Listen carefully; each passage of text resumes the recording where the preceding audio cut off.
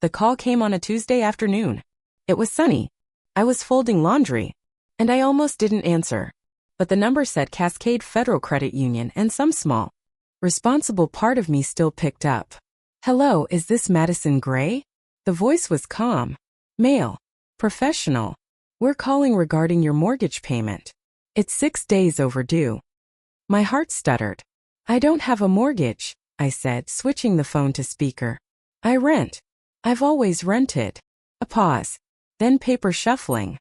"Our records show a loan originated under your name 3 years ago. Property address, 1984, Lindell Avenue. Outstanding balance, $632,000. My spine went cold. That address, it wasn't random. It was my sister's house. The home she proudly showed me room by room the day she moved in. The same house I helped her paint, decorate, warm with memories. I couldn't breathe. That's not possible," I whispered. "We can initiate a dispute process," the man continued. "But it appears your full legal name, social security number, and digital signature are all on file. My name is Madison Gray. I'm 35. I work in data entry at a logistics firm.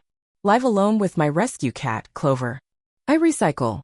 I always pay on time. I have a color-coded budgeting system. I've never missed a payment. I've never bought a house. But apparently, I did. A big one, with wraparound porches, and a mortgage the size of my future." And just like that, everything clicked. The weird dip in my credit score last year. The apartment I didn't get approved for. I checked my report back then, just enough to notice a mortgage entry I didn't understand. But I figured it was a glitch, a mislabel. And the letters from Cascade? I threw them away. Thought they were marketing mail. I didn't know I should have been terrified. I had been used. And not by strangers. By my own family. "Where are you watching from today? And have you ever kept quiet just to keep the peace?" The first thing I did was dig through my file cabinet. It's one of those cheap metal ones from Staples, stuffed with color-coded folders. Medical, taxes, rentals, utilities.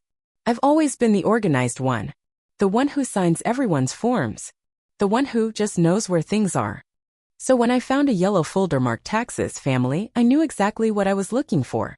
And what I was afraid of. Inside were years of paperwork I'd signed on behalf of my parents and Rachel. FAFSA applications, loan deferments, hospital authorizations, dozens of forms with my signature. My real signature. The kind I developed at 15. Looping the M with that sharp uptick because I thought it looked more grown up. And there, stapled to a copy of my 2021 tax return, a photocopy of the mortgage documents from Cascade Federal. 17 pages. Every single one bearing my signature. Except they weren't mine. The slant was nearly perfect. The pressure consistent. Even the way the G in gray curved inward. Like I always wrote it. But something was off.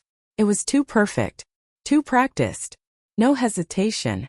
No ink drag. It was a replica. A very good one. Someone had studied my signature long enough to make it theirs. And the only people who'd seen me sign that many forms lived under the same roof for most of my life. Rachel and Mom. My stomach knotted as I sat back on the floor, pages splayed out around me like the aftermath of a storm. That house. The one Rachel called a dream come true. The one I helped repaint over Labor Day weekend. I remember standing on a ladder, balancing a curtain rod, while Rachel stood below, laughing at how crooked it looked. "You've got the steady hands," she'd said, handing me the level. I smiled. Never knew I was building her home on the back of my name. That house was mine, at least on paper. And if they ever defaulted, I was the one who'd lose everything. I thought of the apartment I'd applied for last spring. The one with the bay window and the view of Green Lake. Denied due to a high-risk credit profile. I had cried that night, thinking maybe I just wasn't trying hard enough. Turns out, I was carrying a $632,000 secret I didn't even know existed. My phone buzzed. A text from Rachel. "Dinner Sunday? Mom's making her lemon roast." Followed by a heart emoji. The audacity made my throat tighten. Did she know the call had come? Was she panicking? Or did she assume, as always, that I'd clean up the mess? I didn't respond. Instead, I called the credit union back. A different voice this time, a woman. Friendly, efficient. I requested the full mortgage packet under my name. She paused. Are you disputing ownership of the loan, Ms. Gray? I nearly laughed. No, I said. I'm proving it was never mine to begin with. She told me I could pick up the documents in person. Bring 2 forms of ID. Be ready to sign an affidavit. They would prepare the originals for review. I wrote everything down neatly, calmly in my notebook. Then I picked up the phone again. And this time I called someone who would actually believe me. Ellie, my neighbor. Part-time potter. Full-time truth-teller. The kind of friend you never planned to have but thank the universe for. When I told her everything, she didn't gasp. She didn't say, I'm sure they didn't mean it. She said, you're coming over. And I'm making tea. 45 minutes later, we sat in her kitchen. Surrounded by half-glazed mugs and the smell of Earl Grey and lemon. She listened. And when I showed her the forged signature, she only said 4 words. That's criminal. Not complicated. I exhaled for the first time all day. I hadn't cried yet. Not when the bank called. Not when I found the forged documents.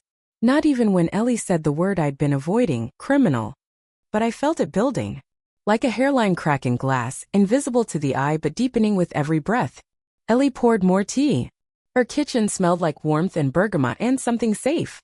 And I realized how rarely I'd felt that safe with my own family. I know a guy, she said simply. My uncle. Retired military. Does legal work for identity theft cases. I can't afford. She cut me off. He volunteers. Community cases only. First consult is free. He won't pressure you. I nodded. But the knot in my throat stayed. I still can't believe they did this to me, I whispered. She looked at me gently. You can't believe it, she said. Because you never expected them to be capable of it. That's what makes betrayal work. It comes from the people who know how to use your blind spots. It hit too close. Because she was right. I always said yes. Yes to helping Rachel with student loans. Yes to signing Mom's hospital forms. Yes to co-signing Dad's car lease when his credit slipped. Yes without reading. Yes without question. Yes because it was family. But now? Now that $632. 000 was hanging around my neck like a noose I didn't even see coming.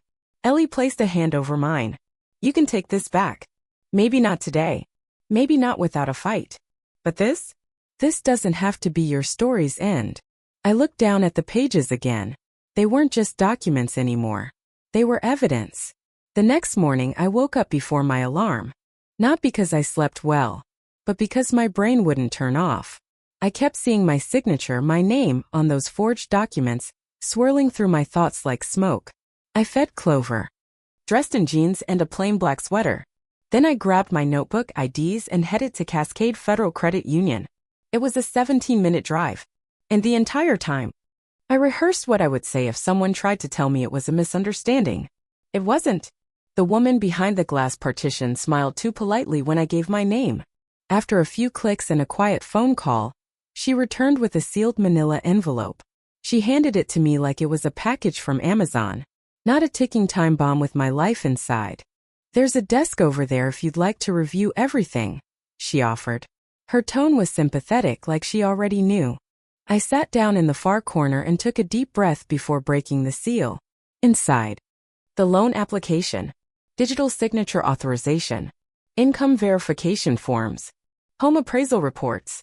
Full amortization schedule. And on every single page. My name. Page 1. The loan request. Typed in bold at the top. Jessica Monroe, primary borrower. Page 3. Income verification. Rachel had submitted a false employment letter, as me. Claiming I worked as a senior risk analyst at a company I'd never even heard of. Page 5. Authorization to pull credit. Signed. Stamped. Filed. Page 12. The notarized signature page. My handwriting copied perfectly. Only the date was wrong. I was in the hospital that week with pneumonia. I remembered the 4-drip. The beeping machines. The nurse who brought me ginger ale. I hadn't been signing anything that week. But apparently, I was closing on a $632,000 mortgage. My hands shook as I flipped to the final document. The disclosure form, which clearly stated, in all caps, borrower assumes full financial liability for repayment. Cosigner, none. I sat there frozen. No cosigner. No backup. Just me. Alone. Exactly how Rachel wanted it. Because if no one else was listed, then no one else could be held responsible. I swallowed hard, tucked the pages back into the envelope, walked up to the desk, and asked to speak with someone from the fraud department. The man they sent out was named Mr. Klein. Late 40s, glasses, calm demeanor. The kind of guy who looks like he files every receipt he's ever printed. I handed him the envelope and said quietly, "None of those documents are mine." He looked up, eyebrows raised, but didn't interrupt. "I didn't sign them. I didn't authorize that loan.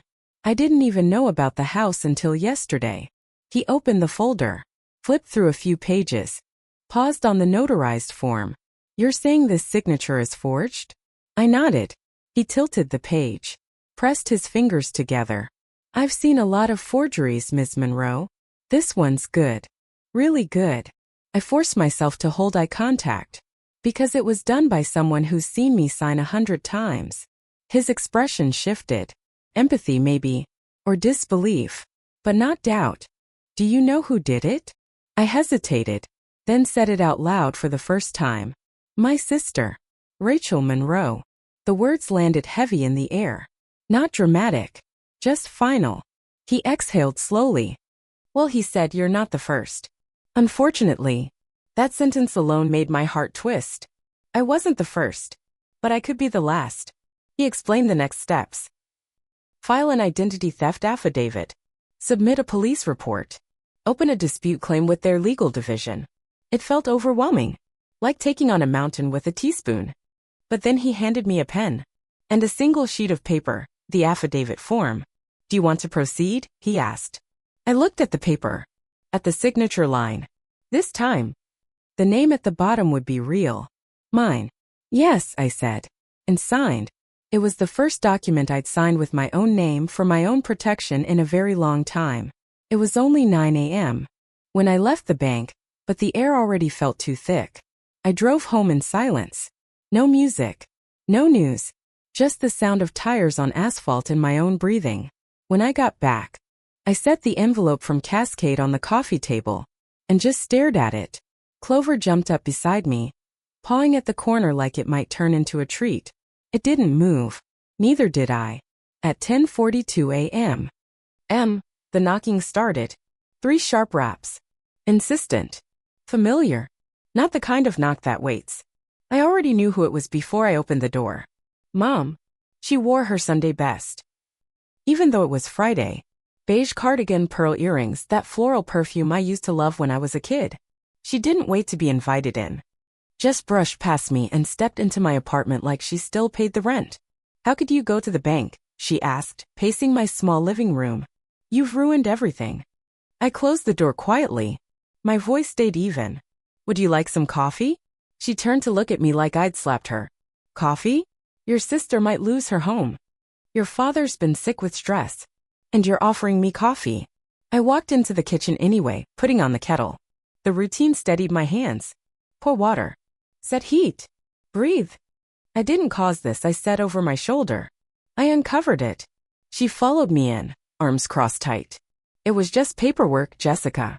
We always helped each other with paperwork." I turned. This wasn't helping. It was stealing. She flinched like I'd used a word too dirty for our kitchen. "We were going to tell you eventually," she said. "Rachel just needed a head start." She paused. I begged her to wait. "To ask you first." Her voice faltered for the first time. "But your sister, she always moved fast." I told myself we'd make it right eventually. She looked at me, not angry. "Not sorry. Just tired. I didn't want to see you hurt." But I closed my eyes and let it happen. The bank wouldn't approve her with her history. Your name was better. My stomach turned. My name was better. Like it was a tool. A resource. Not something I'd spent my entire life protecting. I wasn't using it, she added softly, not meeting my eyes. You didn't even want to buy a house. I stared at her. That doesn't mean I wanted someone else to buy one with my life. The kettle whistled. Neither of us moved. I poured 1 mug. Only 1. Added cream. Sat down at the kitchen table. Mr. Klein said the loan will be frozen for now, I said. The investigation is open. I filed the affidavit. Her face changed. Not grief. Not anger. Calculation. Your father says we can fix this privately. Rachel will set up a payment plan. We'll cover part of it. You can withdraw the complaint. No. Her eyes widened. I've never said no to you before, have I? She didn't answer. I leaned forward. This isn't just about money. It's about the fact that none of you thought I mattered enough to ask. You used me. You gambled with my future. And now that it's inconvenient, you want me to play the good daughter again. Jessica. Family asks, I said. They don't forge. She sank into the chair across from me. Her spine stiff, like she was holding herself together with willpower alone. Your sister has 2 kids, she said. Where will they live? I looked at her. The same woman who once held my hair when I threw up in 3rd grade. The same woman who baked lemon squares for the bake sale even when she had the flu. And yet, this version of her, this manager of family secrets, was unrecognizable. Where would I have lived, I asked, if the bank had come after me? She didn't respond. Maybe with my cat, I added, gesturing toward Clover. Since apparently that's the only one here who hasn't lied to me. Her face crumpled. For a moment I saw the mother I remembered. Not the strategist. Not the shield for Rachel. Just, Mom. But I didn't let it soften me. Not this time. She stood slowly. I'll talk to your father, she said. See what else we can do. At the door she paused. We never thought it would hurt you. I didn't speak. I didn't have to. Because the answer was already in the air between us. You didn't think about me at all. Sunday came quicker than I wanted. I thought about ignoring the invitation. I thought about deleting the text and pretending I never saw it. But Ellie's words echoed in my mind. You control the narrative or they will. So at 4:45 p.m., I pulled into my parents' driveway. I parked 3 houses down, close enough to walk, far enough to breathe. I wore black. No jewelry. No makeup. Just focus. The manila folder was tucked under my arm. Inside, every document the bank gave me. 17 pages of betrayal. The front door opened before I even knocked. Mom stood there, all pearls and warmth. You're late, she said. Then hugged me anyway. Her perfume, the same vanilla floral blend I once loved, made my stomach twist. I stepped inside. The house looked exactly as it always did. Polished. Quiet. Controlled. The dining room table gleamed under the chandelier. Crystal glasses. Fresh flowers. Cloth napkins folded like swans. Dad stood at the head carving a roast. Rachel and Brian sat side by side, flipping through a countertop catalog. Jess is here, Mom announced. Like I was a delayed shipment finally arriving. Rachel looked up. Smiled. Hey, stranger. She said. We've missed you. I sat at my usual seat. Didn't smile back. Thinking of updating the kitchen, Brian said, tapping the catalog. Marble or quartz, what do you think? I picked up a water glass. Twirled it between my fingers. How much does Italian marble cost these days? He laughed. An arm and a leg. But Rachel deserves the best. My gaze stayed on my sister. She usually gets the best, I said. Calm. Flat. The table went quiet. What's that supposed to mean? Dad asked, his knife hovering over the roast. I reached into my bag. Pulled out the folder. Laid it on the center of the table. Does anyone want to explain this? My voice didn't shake. Rachel's eyes narrowed. Dad's hand froze. Mom looked away. What is this? Brian asked, reaching for the folder. I didn't stop him. Page after page he flipped. His face went pale. This again. Mom sighed. Jessica, we've talked about how you overthink things. No, I said. We've never talked about this. Rachel spoke first. Okay, yes. We used your name. But we've been making the payments. You weren't hurt. You don't know that, I replied. You never asked. You weren't using your credit, she snapped. I needed a way in. It's not like you were doing anything with it. I took a deep breath. The bank called me. Not you. They would have come after me if anything went wrong. Dad finally looked up. Jessica, be reasonable. We can handle this privately. No need for drama. I turned to him. You've spent your whole life telling me I'm too emotional, too dramatic. But you used my identity to buy a house and never told me. That's not emotional. That's theft. Mom stood, hands clenched. We are your family. Family helps each other. Family asks, I said. Family doesn't forge. Rachel laughed, sharp and humorless. So what now? You're going to press charges? Send me to jail? Tear the whole family apart? She blinked hard. For a moment, I thought she might cry. But then she looked away, wiped at her temple like brushing off a fly. You always made it easy to lean on you. Jess, she mumbled. I didn't think you'd ever stop. I looked at her. Looked at the people I once would have walked through fire for. It was already torn apart, I said. You just assumed I'd be too polite to say it. Brian opened his mouth. Closed it again. Dad set the knife down. Jess, let's not do this here. I stood up. It's already done. I picked up the folder. The bank's fraud team is involved. There's a police report. And starting tomorrow, I'm letting the legal process play out. Rachel's face lost all color. Mom gasped. Dad didn't move. You can't be serious, Rachel said, voice rising. They'll take the house. You mean my house? I said. The one with my name on every loan form? Mom stepped toward me. Jessica. Think about what you're doing to this family. I stepped back. For once, I said, I'm thinking about what this family did to me. Then I turned, walked out the door, felt the weight on my chest shift. It didn't disappear, but it moved, off my shoulders, into theirs. It happened 2 days later. I was mopping the shelter hallway, earbuds in, when I saw him through the glass. My father, standing in the lobby in his navy windbreaker, holding a manila envelope like it might save him. He looked smaller than I remembered. Or maybe I just stopped shrinking myself to fit his image. I took out my earbuds, waved to the receptionist, and led him into the break room. Windowless, neutral, no one to play referee. He sat first, didn't speak. I waited. Finally, he placed the envelope on the table between us. We can fix this, he said. No lawyers. No court. Just family. I didn't answer. Just looked at the envelope. Unmarked. Slim. Heavy. Your sister's scared, he added. She's got 2 kids. You know what it's like trying to keep a roof over a family. I raised an eyebrow. Pretty sure I know better than anyone, considering the mortgage is in my name. He didn't flinch. Didn't apologize. Just slid the envelope closer. She's agreed to a repayment plan. We'll cover half. She'll send you the rest monthly. Quietly. No police. No press. No record. Like it was a blemish to buff out. I opened the envelope. Inside. A typed agreement. No legal signatures. No notarization. Just a line at the bottom waiting for me. If you sign this, he said gently, we can put this behind us. I stared at the paper. You want me to sign another document I didn't ask for? What next? Should I notarize it myself too? I didn't say it, but I thought it. Silence. Ironic. His hands folded. His knuckles pale. Jessica, your mother hasn't slept in days. Her blood pressure's up. The doctor's worried. There it was. The card he always played. Mom's health. Her fragility. Her weaponized suffering.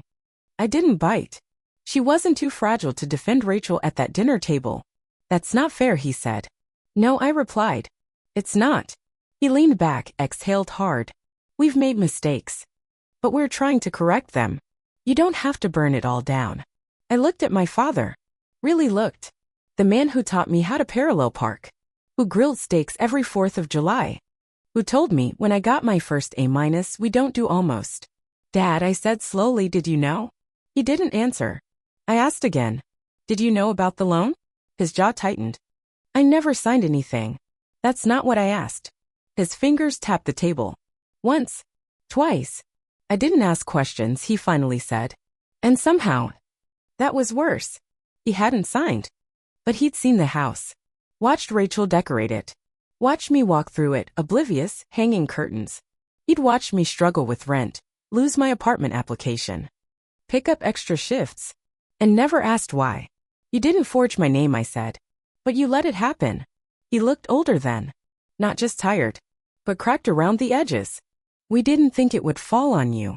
You didn't think it would fall at all, I corrected. You thought I'd just keep standing under it. We sat in silence. Then I stood. I've arranged a meeting tomorrow. 3 p.m. Mr. Crane's office. He blinked. The lawyer. I nodded. Bring Mom. Bring Rachel. You'll hear the terms. There's no negotiation. He shook his head. This isn't you. No, I said. It's who I had to become because of you. He looked down. Didn't stop me as I walked out. Didn't say goodbye. Mr. Crane's office sat on the third floor of an old brick building downtown. Nothing fancy, just clean lines, quiet hallways, and a receptionist who called me by name. I arrived 30 minutes early. Not because I was nervous, but because I wanted to be the first one in the room. Control starts at the door. The conference room was small. One long table. 3 chairs on each side. A legal pad and pen at every seat. Mr. Crane sat at the head, calm, focused, crisp gray suit. You ready? He asked. I nodded. They'll try to twist it, he warned. Use guilt. Appeal to your instincts. I smiled faintly. They don't work on me anymore. The buzzer sounded. They're here. They filed in together. Mom. Dad. Rachel. No lawyer. No folder. No apology. Rachel wore sunglasses indoors. Dad looked like he hadn't slept. Mom clutched her purse like it was a life vest. Thank you for coming, Mr. Crane began, his tone professional, not warm. Jessica has authorized me to present the terms required for any resolution moving forward. Rachel opened her mouth. Mr. Crane didn't pause. 1 full admission of identity theft and document forgery. Written and signed. Rachel blinked. 2. Restitution of all financial damages. That includes mortgage payments to date, credit repair costs, and lost housing opportunities. Dad leaned forward. That's extensive. Mr. Crane continued unfazed. 3. Professional family counseling. No contact without therapist mediation for a minimum of 6 months. You're joking, Mom whispered. I'm not, I said. Finally, I spoke. I opened my folder. Took out the birthday cards. 3 years in a row. Same handwriting. Same phrase at the bottom. Thank you for always being our backup plan. I spread them across the table. You didn't just steal my name, I said. You stole my peace, my trust, my future. Rachel's jaw clenched. We were desperate, she said. I had 2 kids. I didn't qualify. You could have asked, I replied. You didn't. You assumed I'd say yes. That's not family. That's exploitation. Mom sniffled. Jessica, we thought you were strong enough to handle it. My voice didn't shake. I was. That's why you picked me. Mr. Crane slid 3 printed copies of the agreement across the table. These are non-negotiable. You have 24 hours to decide. Dad didn't touch the paper. Rachel stared at it like it might bite. I stood. I'm done protecting people who'd never do the same for me. No one stopped me this time. A year later, I stood at a community art fair, brushing glaze onto the rim of a reclaimed clay bowl. My table displayed 7 pieces. All imperfect. All intentional. The gallery titled the set, The Reclamation Collection. Each mug, bowl, plate held fragments of shattered ceramic, refired, reshaped. Given new form. No 2 were alike. Just like healing. Clover slept under the table. People stopped to admire the work. None of them knew the story. Not the court battle. Not the fraud. Not the silence. But I did. The payments arrived every month. On time. Rachel's handwriting on the memo line always read the same. Partial restitution. As agreed. We hadn't spoken since. Mom sent texts. Safe ones. Weather. Recipes. Nothing real. I replied sometimes. Never with punctuation. Dad never reached out. And that was okay. Some truths don't lead to reunions. They lead to freedom. I didn't win back a family. I won something better. A life that wasn't borrowed. A voice that wasn't silenced. A name that finally belonged to me again. A girl walked up to the table, maybe 19. She held one of the mugs. This is beautiful, she said. I smiled. Thank you. She turned it over. What's this mark? Her finger traced the tiny symbol at the base. A boundary, I replied. It's where I end, and they don't get to cross anymore. She laughed softly. I like that. Me too. I watched her walk away. Mug in hand. Fingerprint glaze catching light. Behind me, Clover purred. And for the first time in years I felt whole. Not because they fixed what they broke, but because I finally stopped letting them break me.